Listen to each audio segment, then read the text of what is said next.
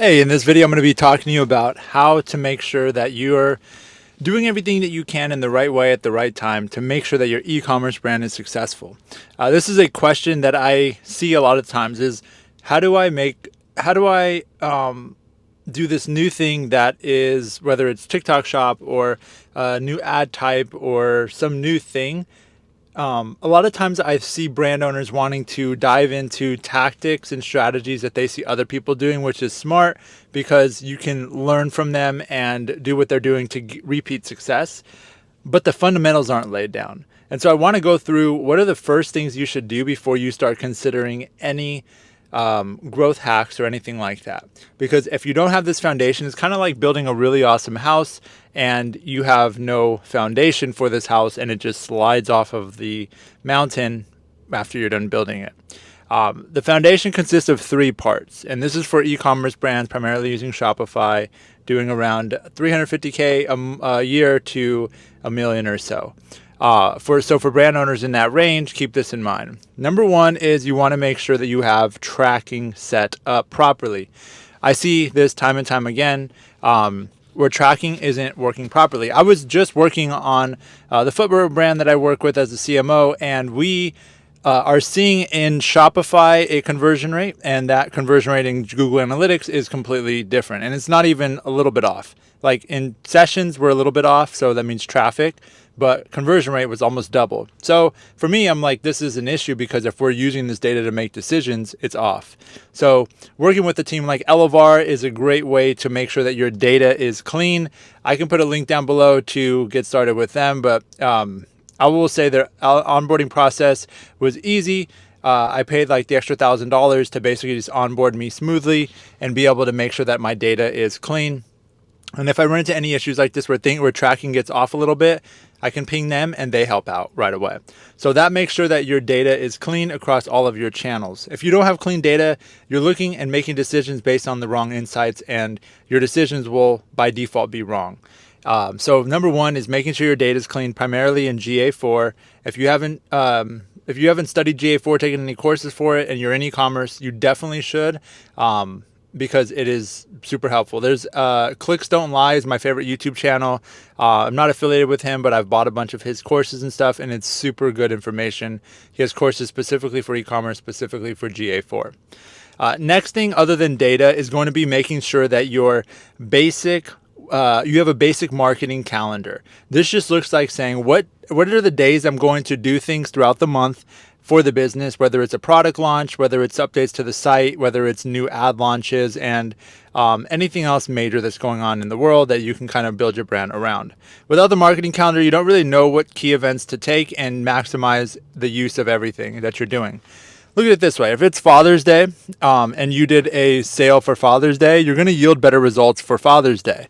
And you sell men's knives or something like that. But if you did the men's knives sale and you did a same 15% off, same offer on a random Wednesday, it's not going to be as effective. So it's the same exact energy and effort for a way bigger result. And so that's what planning does, is it allows you to maximize every unit of time and energy that you or your team put in, and that is done through the marketing calendar. Now you can do it on a basic spreadsheet, but I really recommend laying it out on something like ClickUp or Asana, and you use the calendar view so that way everybody is assigned a task and or timeline. And then also say you have a launch task. You can build subtasks for that launch and say every time we do a launch, we whisper about it, tease it on this day, shout about it. We go live with the product page on this day. We do product photography on this day, and you can really build out your process. So planning and having this marketing calendar is step two. And step one, remember, was having clean data. Now, step three is going to be basic automations. This is going to be your basic email flow. So people come to your site, you want to make sure you have some sort of pop-up. Doesn't have to be a % off offer. It can truly just be a lead gen type thing where you offer a free lead magnet. Just the other day, I was looking at a cold plunge website, and I actually found this Andrew Huberman pop-up, and it was like, hey, figure out his protocol using this cold plunge. And like they had a bunch of techniques that he used. You can tell they probably just built it in ChatGPT and or listened to one of his podcasts and built out this PDF. But it was amazing. Like I read it and I was like, oh, cool, I learned something. And guess what? I can use their cold plunge to do this protocol. So build something like that around your brand. You don't have to give % off. I'd actually recommend you don't because starting without that, or to at least A/B test it. But ideally you have your basic flow. That's your welcome flow, that's your abandoned cart flow, and that's your post-purchase flow. Those three flows are going to be key. Abandoned cart flow, you're going to have some sort of offer in it. If you do, ideally the pop-up doesn't have an offer. That's your welcome flow. And then you can give a offer in the abandoned cart because they're already about to buy. They just need that little nudge. And they're probably going to look at promo codes anyways. The next one was the welcome flow. So that welcome flow, you're just going to explain to them a little bit about the brand, deliver the value that you promised in the pop-up, and then get to know them a little better and let them know about the brand a little bit more. Show them testimonials, give them a little background, pretend that you could never show them another piece of marketing again, and you had these 3 to 5 emails to basically convince them as to why it is your brand that they should go with. And that's what this welcome flow is over the course of 7 to 10 days. Next, and the last one, and I would say most importantly, is the first purchase flow. This first purchase flow, key email here is you send a plain text email asking them, curious, why'd you buy? That's what you write, or curious. In the subject line, just say curious, or I'm curious, or I'm wondering. And then in the email, it's talking about, hey, this is blank and blank. I own the brand. I'm just curious why you decided to go with us. Super glad you supported us.